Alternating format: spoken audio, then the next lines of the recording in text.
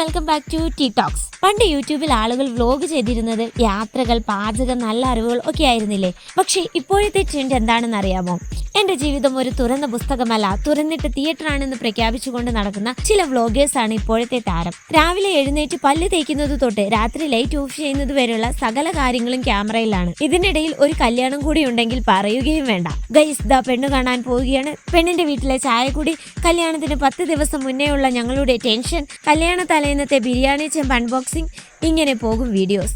ഇതൊക്കെ സഹിക്കാം, പക്ഷെ അടുത്ത ഘട്ടമാണ് കോമഡി. Pregnancy announcement. 1-ാം മാസം മുതൽ 9-ാം മാസം വരെ വയറ് വളരുന്നത് ഇഞ്ച് വെച്ച് അളന്ന് കാണിക്കും. പ്രസവിക്കാൻ ആശുപത്രിയിലേക്ക് പോകുമ്പോൾ വ്ളോഗർ ഭർത്താവ് ക്യാമറയും തൂക്കിപ്പിടിച്ച് കാറിന്റെ മുന്നിൽ വരും. ഗൈസ്, ഇതാ പെയിൻ വന്നിട്ടുണ്ട്, നമ്മൾ ഹോസ്പിറ്റലിലേക്ക് പോവുകയാണ്, എല്ലാവരും പ്രാർത്ഥിക്കണം. ആശുപത്രിയിൽ ചെന്ന നഴ്സിനോടും ഡോക്ടറോടും വരെ ചോദ്യങ്ങളാണ്. പ്രസവ വേദന എടുക്കുന്ന ഭാര്യയേക്കാൾ കൂടുതൽ ടെൻഷൻ ക്യാമറയുടെ ആംഗിൾ മാറുന്നതിലാണ്. ശരി, കുഞ്ഞു ജനിച്ചു, വ്ളോഗ് ഹിറ്റായി, ലക്ഷക്കണക്കിന് വ്യൂസ് കിട്ടി. അവിടെ തീർന്നോ? ഇല്ല, ഇനി അടുത്ത ഘട്ടത്തിലേക്ക് കടക്കുകയാണ്. കുഞ്ഞിന്റെ നൂല് കെട്ട്, ചോറൂണ്, അതൊക്കെ കഴിഞ്ഞിപ്പോൾ ദാ വന്നിരിക്കുന്നു ബ്രസ്റ്റ് പമ്പ് എക്സ്പീരിയൻസ് വ്ളോഗുകൾ. കുഞ്ഞിന് അമ്മ പാല് കൊടുക്കുന്നതും പമ്പ് ഉപയോഗിച്ച് അത് കറന്നെടുക്കുന്നതും ഒക്കെയാണ് പുതിയ കണ്ടന്റ്. ഇതൊക്കെ ഒരു അമ്മയും കുഞ്ഞും തമ്മിലുള്ള തികച്ചും വ്യക്തിപരമായ മനോഹരമായ ഒരു ബന്ധമല്ലേ? ഇതിപ്പോ സ്വന്തം ശരീരത്തിൽ നിന്ന് മെഷീൻ വെച്ച് പാലെടുക്കുന്നത് ലൈവായി കാണിച്ചാലേ വ്യൂസ് കിട്ടൂ എന്ന അവസ്ഥയിലേക്ക് കാര്യങ്ങൾ എത്തിയിരിക്കുന്നു.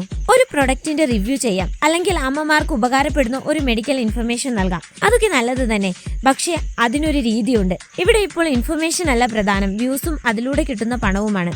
എന്തുകൊണ്ടാണ് ഇങ്ങനെയുള്ള വീഡിയോകൾ കൂടുന്നത് എന്ന് ആലോചിച്ചിട്ടുണ്ടോ? ഇതിന് പിന്നിൽ വലിയൊരു വ്യൂ സൈക്കോളജി ഉണ്ട്. ആളുകളുടെ ഉള്ളിലെ ക്യൂരിയോസിറ്റി, തുറന്നു പറഞ്ഞാൽ മറ്റുള്ളവരുടെ കിടപ്പറയിലും അടുക്കളയിലും എന്ത് നടക്കുന്നു എന്നറിയാനുള്ള കൗതുകം.